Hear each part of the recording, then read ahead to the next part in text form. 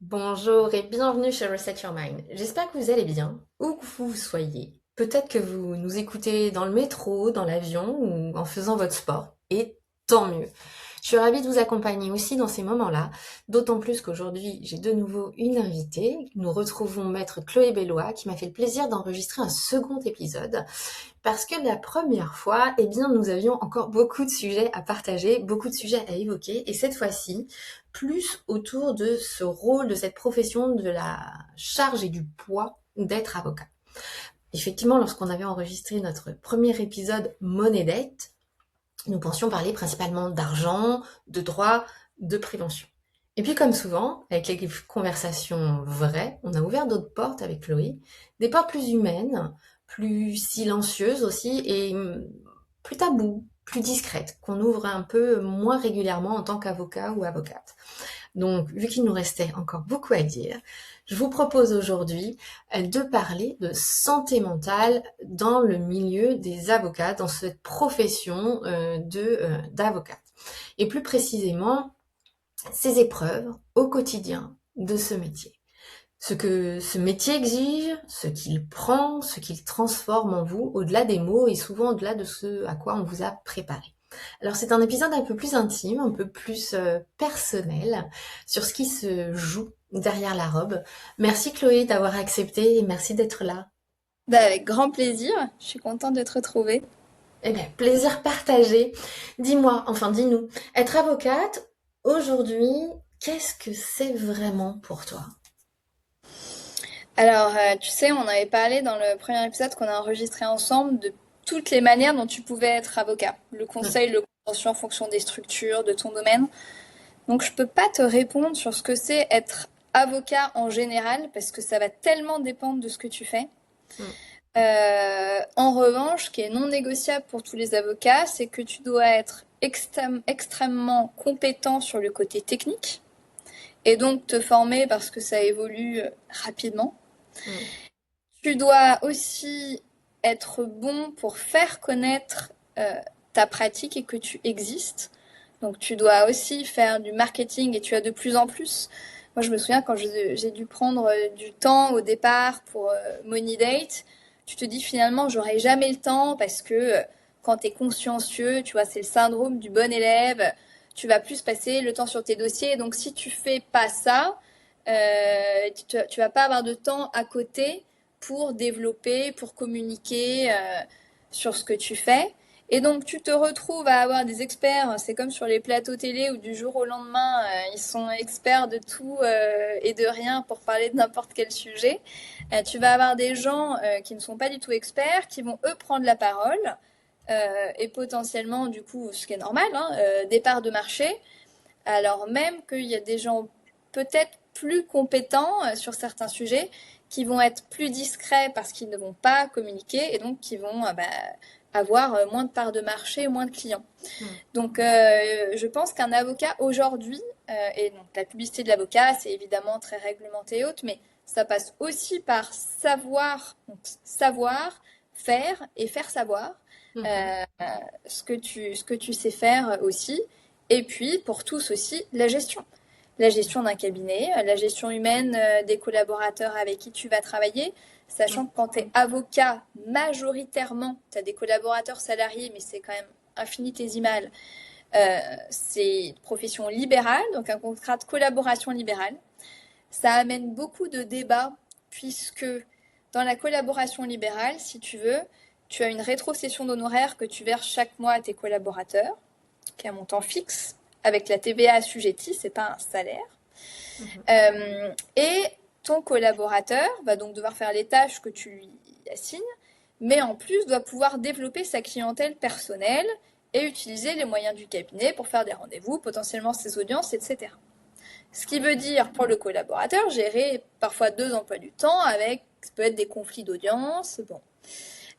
Et quand tu es dans certains cabinets d'avocats où tu dois facturer un certain nombre d'heures pour avoir droit à un bonus, des promotions ou autre, et que tu dois en plus développer ta clientèle personnelle et tes clients, parce que si tu es toujours au service des clients des autres, tu n'as pas développé tes propres clients, ça devient extrêmement compliqué. Donc tu as beaucoup de discussions sur l'avenir justement de cette collaboration libérale. Est-ce que c'est toujours quelque chose d'adapté? Est-ce que c'est quelque chose de viable? C'est un vrai sujet difficile. Moi, je trouve qu'avec mes collaborateurs, ça s'est toujours bien passé. Peut-être qu'ils ne diraient pas la même chose. Non, je pense pas parce on a des super relations. Mais j'ai toujours... parce que moi, c'est aussi, tu vois, Patrick Maisonneuve avec qui j'ai travaillé, Francis Piner, ils m'ont toujours appris ça. Ils m'ont toujours dit, on sera toujours là pour t'aider sur tes dossiers personnels. J'oublierai jamais quand je me suis installée, Patrick Maisonneuve qui m'a dit, tu sais Chloé, la porte du cabinet, elle te sera toujours ouverte si tu veux revenir.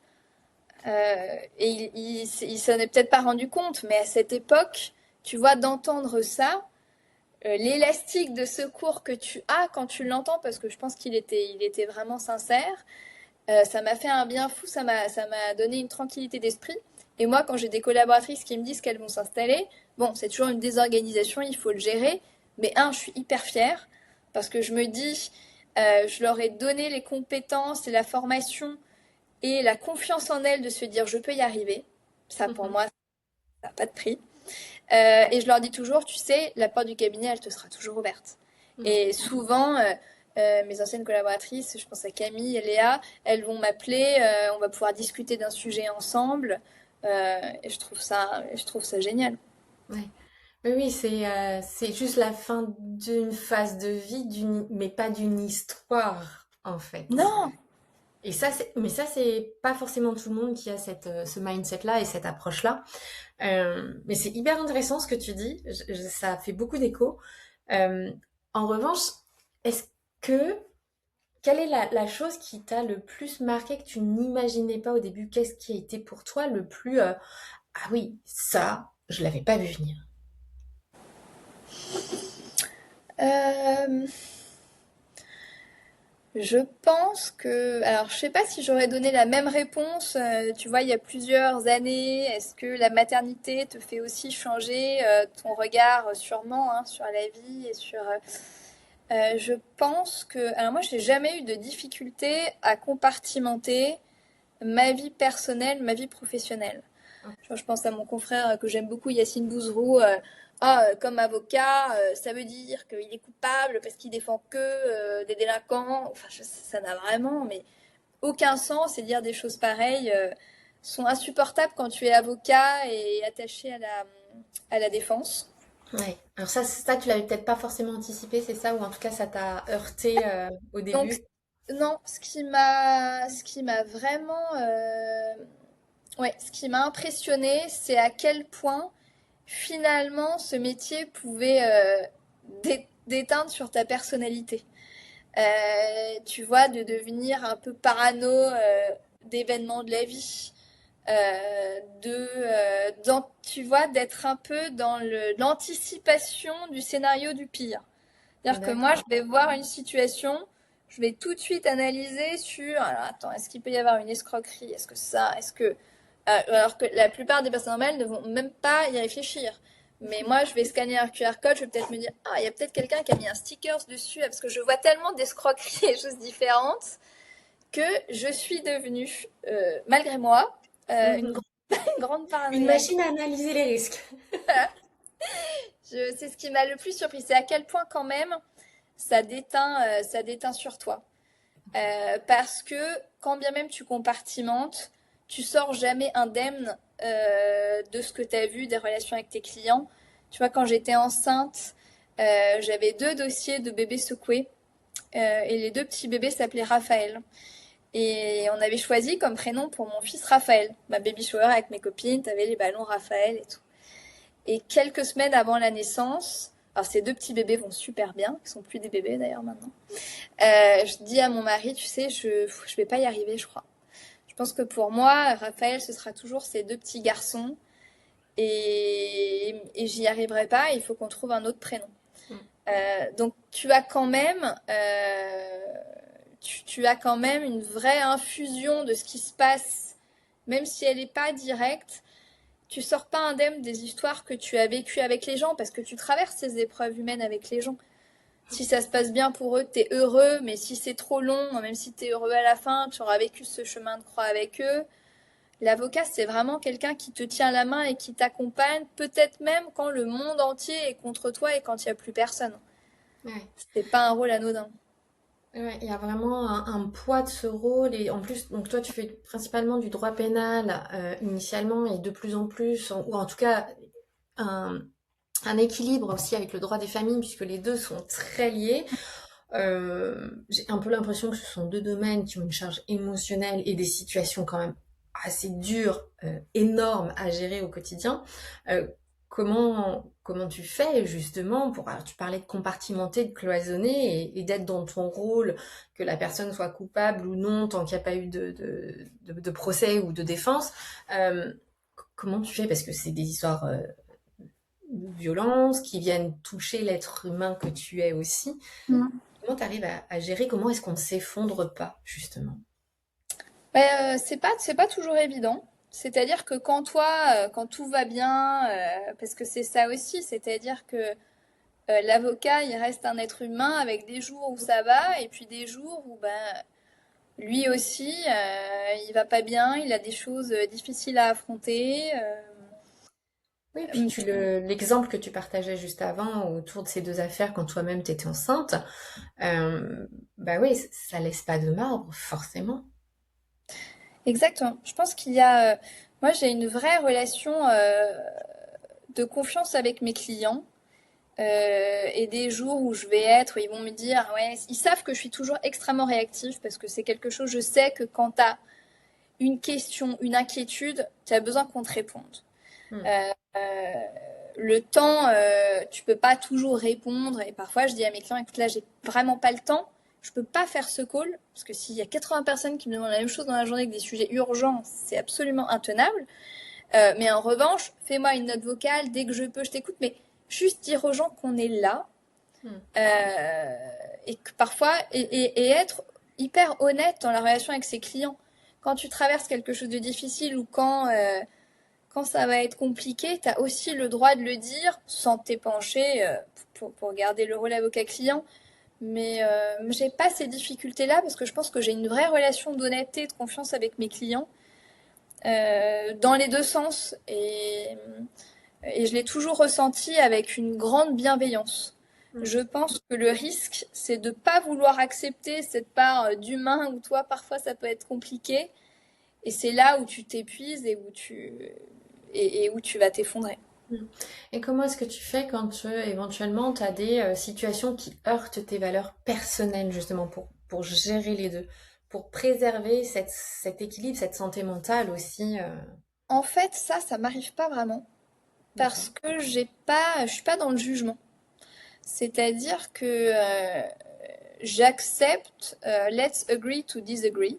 J'accepte qu'on n'ait pas du tout les mêmes points de vue que moi, pas du tout les mêmes visions de la vie et qu'il n'y en ait pas une qui vaille plus que l'autre. Donc, comme je suis pas dans ce jugement de valeur, ça va pas heurter mes propres valeurs. Tu vois, je me mets pas en maître métrique de ce qui est bien, ce qui est mal. Mhm. J'essaye plus de comprendre ce que les gens, parfois, quand ils peuvent dire quelque chose qui heurterait tes valeurs, c'est peut-être une manière simplement maladroite d'exprimer un besoin ou une inquiétude.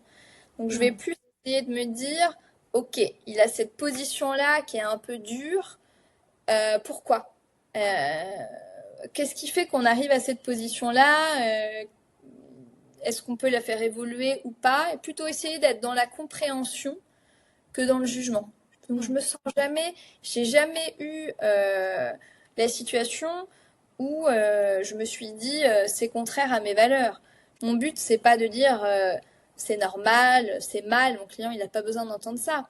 C'est comment dans votre vie vous en arrivez là, comment on va expliquer votre parcours, comment peut-être on va expliquer à la victime qui est en face de vous ou aux parents de la victime ou aux proches en fonction des situations ce qui s'est passé, est-ce que vous reconnaissez les faits, voilà, on en est où dans le dossier et comment moi je peux vous accompagner dans cette épreuve parce que les humains ils sont des deux côtés.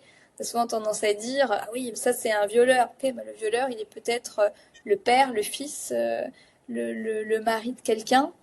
ce qu'on a tendance à oublier parfois, mais l'humanité, elle s'arrête pas le jour où tu commets un acte délictueux ou criminel. D'accord. On n'en parle jamais sous cet angle-là. Très Ouais, ouais. clairement. Et comment est-ce qu'on fait pour éventuellement compartimenter, laisser au cabinet certaines choses et pas les emmener avec soi? Alors, on essaye de pas y penser. On essaye de, c'est pas, on ferme son tiroir. Tu vois, moi, j'ai un peu un réflexe, je range mon bureau. Et le soir, je me dis, mais tu peux avoir une urgence. T'as jamais vraiment de vacances parce qu'il y a toujours un client qui va avoir besoin de toi. Et évidemment, tu vas pas lui dire, écoute, je suis en vacances, rappelle-moi dans une semaine. Donc tu es là, mais j'essaye d'être ancrée dans le présent, ce qui est hyper difficile pour moi qui suis très contrôle fric et qui aime bien avoir des tout doux et prévoir. Mais j'essaye de me forcer à vivre le moment présent. Euh, j'ai fait beaucoup de PNL, de kinésithérapie, où j'ai essayé de travailler un peu justement sur, tu vois, l'inconscient, l'hypnose, l'auto-hypnose, comment t'apprends à te réguler. Et j'essaye de vivre dans le moment présent.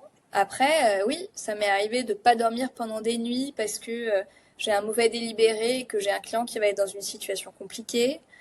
Euh, voilà. Bah, après, la mauvaise nuit, elle passe et puis tu vas pas juste te plaindre, tu vas l'accompagner, tu vas trouver des solutions. Euh, et puis on finit toujours par y arriver. Parfois, ça prend du temps, mais c'est jamais perdu. Est-ce que l'on parle de ce coût dans votre milieu ou même dans votre formation? Euh, de ce coût, de cette solitude, aussi de cet isolement, de cette charge mentale, de cette pression, cette responsabilité que tu évoques? Alors à la fac de droit, jamais. À l'école du barreau, tu sais, quand tu passes l'examen, après tu fais plusieurs mois à l'école du barreau. Je pense qu'il y a de plus en plus, en tout cas, une volonté des ordres de développer ces sujets-là. Et puis après, les ordres peuvent le gérer, mais c'est souvent assez peu connu. Mhm. Finalement, des avocats, tu vois, Paris, c'est plus de 30 000 avocats, ce qui est la moitié des avocats français. T'en as très peu qui votent aux élections du Conseil de l'Ordre et qui s'intéressent à cette vie ordinale. Je suis pas sûre qu'ils soient au courant que tu puisses poser ces questions, solliciter de l'aide de la part de l'Ordre. Je pense que tu vois, comme l'argent est un tabou, aller Mhm. chercher de l'aide aussi dans une profession un peu, tu vois, à l'ancienne. Tu as une vision de l'avocat un peu notable de l'époque où tu déposes ton dossier, il va gérer ton problème. Cette Il profession ne doit parle pas. avoir les solutions. Voilà, exactement. Il Mm. n'a pas le droit de flancher. Peut-être que ça aussi, c'est un tabou pour beaucoup, et quand ils font face à des difficultés, ils vont pas forcément le dire. Mm. Euh, Ça reste, bon, je pense, dans beaucoup de professions, de toute façon, malheureusement, hein, la santé mentale et le fait de dire je ne vais pas bien. Tu vois, quand je vois encore récemment une vidéo qui m'avait beaucoup touchée, je ne sais plus quel publicitaire expliquait qu'il avait eu un cancer et qu'il en avait parlé sur son lieu de travail et que ça avait été, tu vois, compliqué parce que il avait peur du regard des autres, des gens qui allaient dire ah bah du coup il va plus pouvoir travailler, de ce sentiment un peu de honte sociale que tu peux ressentir ou d'être considéré uniquement comme une victime.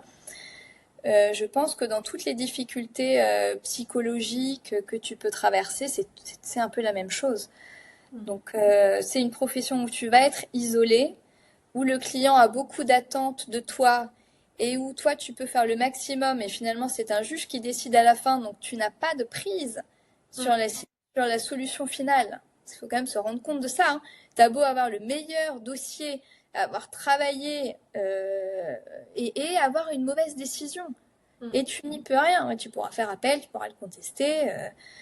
Comment tu fais pour justement cultiver ce détachement, cette distanciation? Puisque moi, c'est quelque chose que je travaille énormément dans mes accompagnements de coaching, parce que Ouais. oui, même en étant très performant, même en étant ultra préparé, on n'a pas toujours la main sur la décision Ouais. finale. Et je trouve que là, l'exemple est parfait, est une illustration parfaite. Comment toi, dans ton métier, dans ton expertise, tu l'entretiens au quotidien, justement? Alors moi déjà, j'explique beaucoup à mes clients l'aléa judiciaire. C'est-à-dire que pour qu'il n'y ait pas de déconvenus, tu vois, on discutait de la frustration, t'expliques à tes clients, bah voilà, la zone de risque, elle est là, mais elle peut être complètement dépassée ou autre parce que le juge, il va peut-être passer que 5 minutes sur votre dossier et peut-être que même avec le meilleur dossier du monde, ce sera décevant. Donc déjà, cette honnêteté au départ, je fais pas des promesses que je leur dis, hein. Moi, je suis pas magicienne, je fais pas des promesses que je peux pas tenir. Dans un monde où on veut toujours plus de certitude. Bien sûr. Et Et d'ailleurs, t'as sûrement des clients qui vont dire, bah moi, je vais aller voir un autre avocat parce que lui, il m'a dit que c'était sûr que j'allais obtenir ça. Bah allez-y, puis vous reviendrez me voir après, du coup. Euh, donc ça, c'est une première étape parce que je pense que quand tu es très honnête dans tes relations, c'est toujours beaucoup plus simple. Euh, Si tu mens aux gens, si tu survends quelque chose et que tu sous-délivres, bah oui, les gens, ils sont logiquement mécontents. Et puis, après, je pense que quand t'es avocat, t'aimes aussi t'acheviller au corps la volonté de te battre. Donc quand même, quand t'as une injustice, quand t'as une mauvaise décision, ça va pas t'anéantir. Enfin, moi, ça me donne envie de trouver toujours des solutions alternatives. Et je me dis que il n'y a pas de raison, il n'y a aucune raison que dans un dossier, il n'y a pas de solution. Même si ça semble désespéré, même si ça peut prendre du temps, je suis persuadée que je suis une grande optimiste, hein, mais qu'il y a toujours une solution à la clé. Hmm.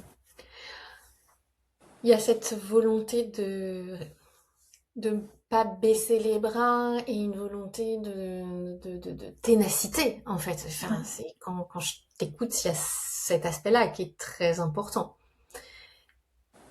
Quand on préparait cet épisode, tu m'as dit aussi qu'en règle générale, 25% des femmes, plus ou moins, quittent ce métier d'avocate Mm. dans les 5 ans. Ouais. Pourquoi, selon toi? Alors, ça arrive aussi avec les âges de la maternité, puisque si tu dis que tu vois, tu vas faire tes 5 ans de droit, plus une année d'école de barreau, de stage, et finalement après tu vas donc devenir collaborateur, et puis après peut-être, un peu schématique, mais avoir des enfants. Et là, c'est une profession où la gestion du temps, de la charge de travail est compliquée, parce que quand tu disais, tu vois, est-ce que tu pars le soir, tu fermes ton bureau et c'est fini? Non. Tu peux avoir une urgence à n'importe quel moment. Le temps humain, il respecte pas les horaires de bureau, il s'en fiche. La dispute, la violence, elle se termine pas à 18h et elle commence pas à 9h. Et d'ailleurs, très souvent, c'est plutôt le contraire. Et donc, je pense que cette incapacité à pouvoir gérer ton emploi du temps, c'est source de beaucoup d'angoisse.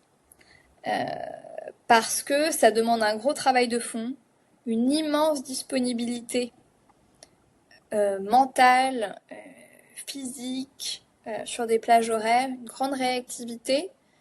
En sus, et je te parle même pas de ce qu'on est, la gestion du cabinet, des factures, la comptabilité, le marketing et autres. Déjà, rien que travailler ton dossier et l'assistance, l'accompagnement du client. Enfin, les gens, ils te disent, non, mais c'est juste 5 minutes. Et en fait, Mais jamais, juste 5 minutes. c'est jamais juste. Peut-être, si juste 5 minutes, tu as besoin d'être rassuré, mais en fait, juste 5 minutes. Le temps que de prendre du temps pour ça, de t'écouter, ça va prendre 1 heure de ton temps. Ça prend pas juste 5 minutes. Tu es sur un autre dossier, pour te reconcentrer après sur autre chose. Le juste 5 minutes, il n'existe pas. Euh, je pense que c'est vraiment ça, cette charge très importante, impossible à limiter dans le temps. Et puis encore plus, ça tout le monde le dit, à l'heure des smartphones où t'as le WhatsApp, le SMS, le mail et l'appel en 3 minutes. Euh, ouais, j'allais dire 3, mais ouais, en 10. Ok. Ça te demande un gros investissement qui peut être compliqué à gérer avec une vie personnelle. Mm. Et moi, Mais c'est ce comment que toi tu gères justement? Comment t'as géré? Parce que on l'a pas forcément dit dans cet épisode, mais tu es maman aussi de petits, enfin qui sont encore petits. Comment tu as traversé ça? Ouais, moi je suis maman donc de 3 enfants qui ont 8, 7 et 3. Voilà. Alors les 2 premiers sont nés en août, c'était les vacances judiciaires, c'était pas mal.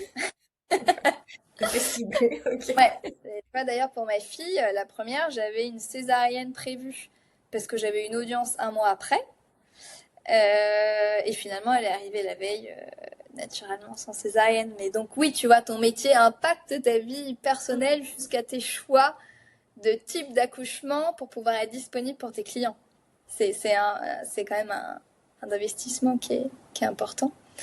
Euh, je sais pas comment je fais. Je pense que le choix de ton partenaire compte beaucoup, évidemment, sur ces sujets, parce que c'est une équipe et que j'aurais jamais pu faire face si mon mari n'avait pas été là. Ne pas hésiter à demander de l'aide et puis une organisation hyper stricte. Ne pas se laisser dépasser, savoir expliquer à un client quand l'urgence c'est pas possible, ne pas avoir peur de dire non, préserver ses collaborateurs aussi, c'est-à-dire que tu vois, tu vas avoir des confrères qui vont t'envoyer des conclusions le soir à 21h pour l'audience à 9h du matin. Bon, bah, si ça arrive, c'est moi en majorité qui va quand même prendre le relais. J'essaye, et enfin, c'est extrêmement rare, de gérer toutes les urgences pour pas les imposer à mes collaborateurs. Euh, Et comment Voilà. tu fais toi pour tenir, du coup? Et pour moi, ben moi je me dis que ça fait partie du métier que j'ai choisi et que c'est aussi le pendant de ma liberté. Hmm. Donc ça va avec cette flexibilité qui est nécessaire. Ouais. T'arrives à la faire basculer dans les deux sens, flexibilité et urgence, justement, je dis pas un équilibre, volontairement, Ouais, oui, parce je que c'est pense. jamais équilibré. Je pense. Alors après, ça dépend évidemment des périodes. Il y a des périodes où c'est plus compliqué que d'autres. Mais oui, moi je suis quelqu'un toujours d'assez chanceux. Euh, j'y arrive pas mal, je trouve. Hmm. Tu sais que ce que l'on dit à propos de la chance. Ça se provoque. Ouais, Tout c'est à fait important. d'accord. Ouais, je suis tout à fait d'accord avec ça. Qu'est-ce que tu vois aujourd'hui dans les nouvelles générations d'avocats, chez tes confrères et tes consoeurs, justement, par rapport à cet isolement, à ce coût? euh, Tous les métiers ont un coût, hein, mais qui est spécifique à ce métier d'avocat. Qu'est-ce que toi, tu observes le plus en ce moment?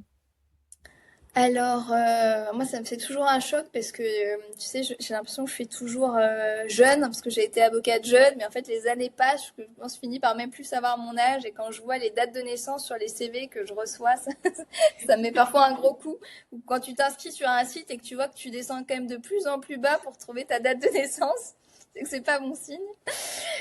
Donc, je sais pas si je connais vraiment bien cette nouvelle génération, parce que j'ai pas d'ado. Euh, mais dans ce que je vois quand même, ce que ma génération et la génération au-dessus vont critiquer des nouvelles générations en disant oh là là, ils veulent moins travailler, et nous, on discutait pas, on travaillait. Je pense qu'ils ont raison, en tout cas, ils n'ont pas tort. C'est une manière différente d'aborder la vie qui est certainement beaucoup plus équilibrée entre le professionnel et le personnel, Mhm. en posant des limites que peut-être nos générations n'ont jamais osé poser. Moi, je trouve, enfin, je suis souvent très épatée par ces générations qui parlent beaucoup plus librement. Tu vois, même d'argent d'ailleurs. Les nouvelles générations de femmes qui vont demander des augmentations, ce qui était beaucoup plus compliqué avant, beaucoup plus tabou aussi. Je les trouve très inspirants sur ces sujets-là. Je ne sais pas si ils ont conscience de l'isolement que ça peut représenter, Mhm. parce que comme ils sont aussi dans un monde très déconnecté du réel et très connecté virtuellement, est-ce qu'ils ressentent l'isolement de la même façon ou est-ce qu'ils ne le ressentent pas parce qu'ils sont toujours sur les réseaux c'est une bonne question. J'ai pas l'impression. Peut-être qu'ils sont pas depuis assez longtemps dans ce métier aussi pour le ressentir et que c'est quelque chose qui t'arrive un peu après parce qu'à un moment tu vas peut-être avoir justement ok cette grande présence virtuelle.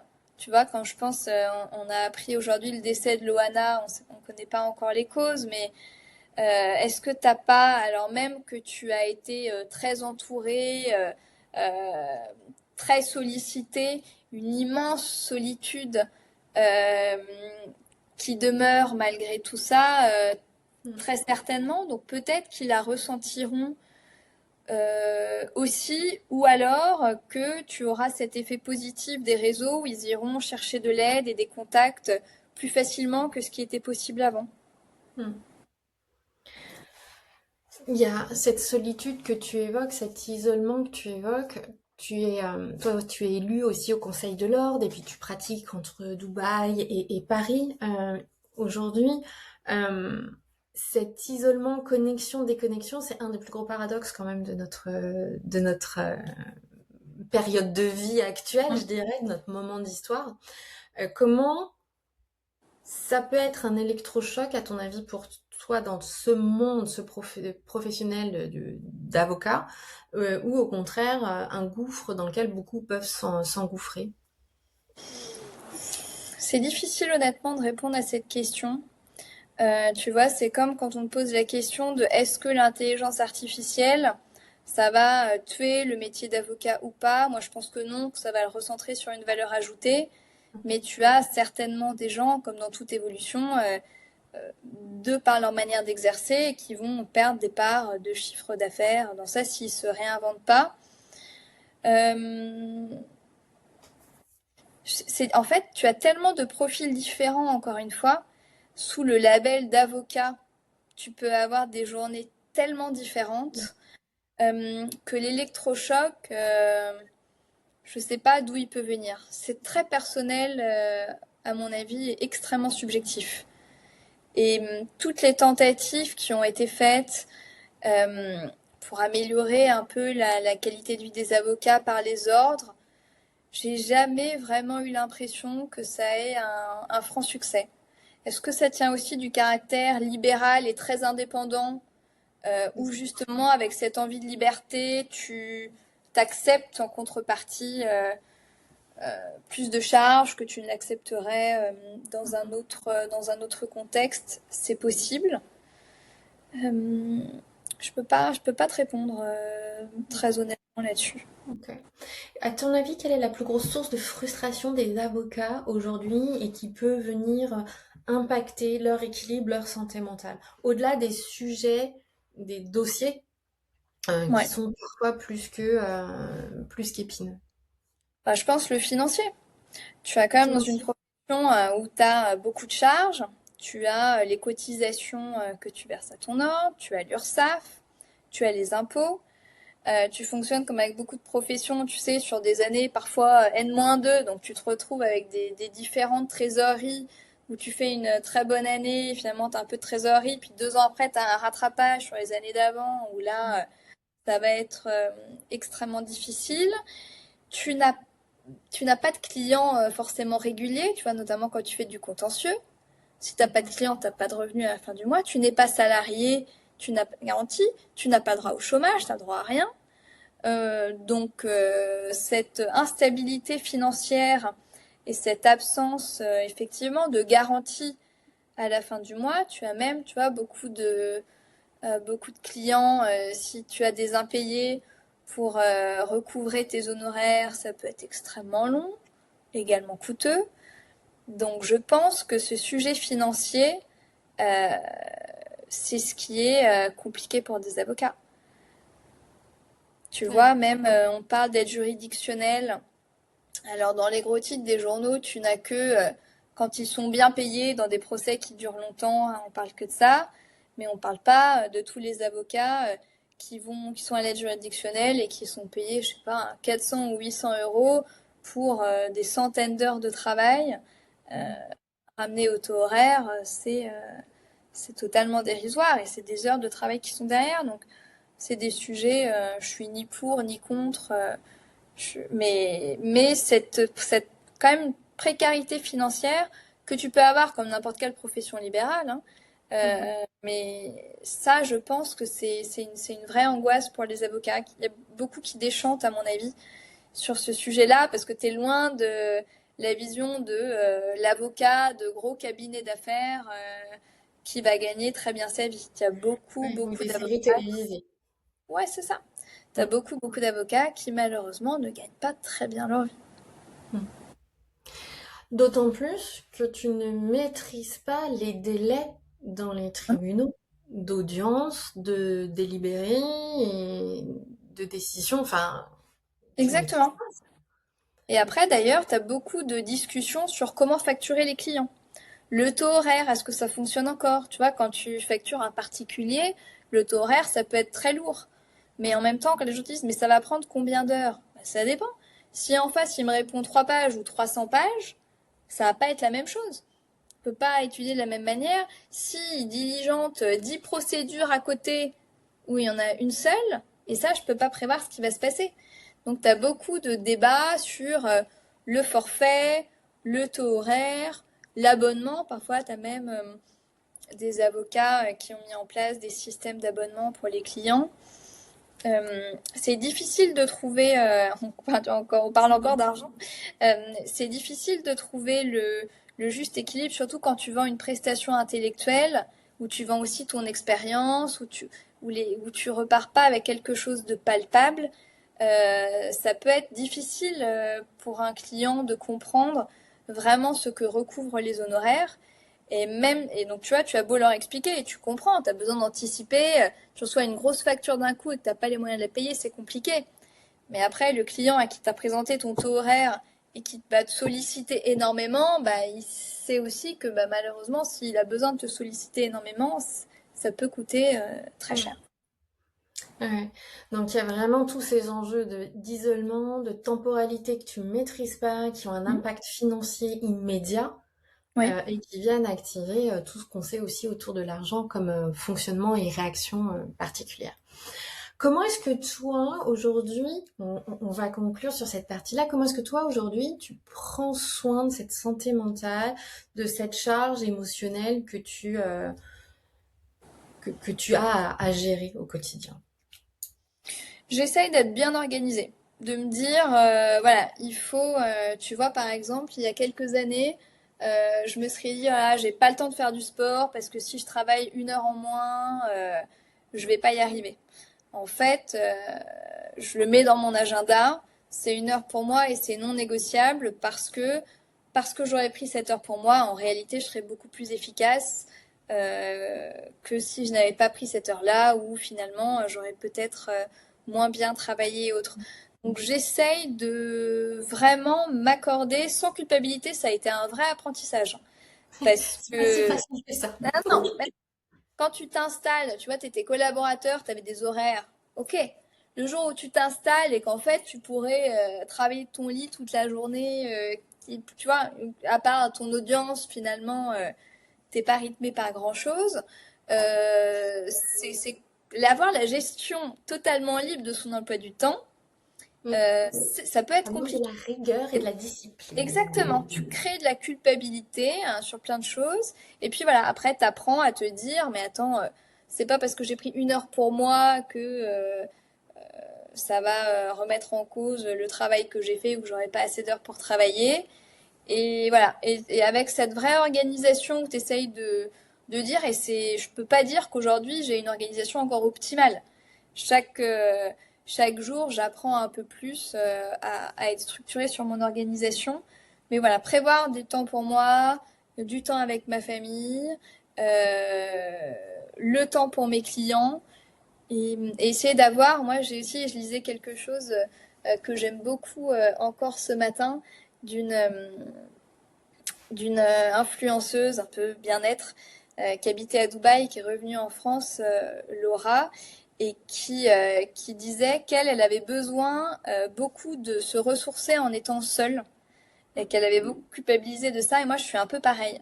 Moi, je suis enfant unique, j'adore être seule. Ça fait beaucoup rire mes amis parce que chaque année, je me fais une semaine, souvent de retraite toute seule, quelque part bien-être. Tu vois, ça, c'est mon truc à moi qui me ressource.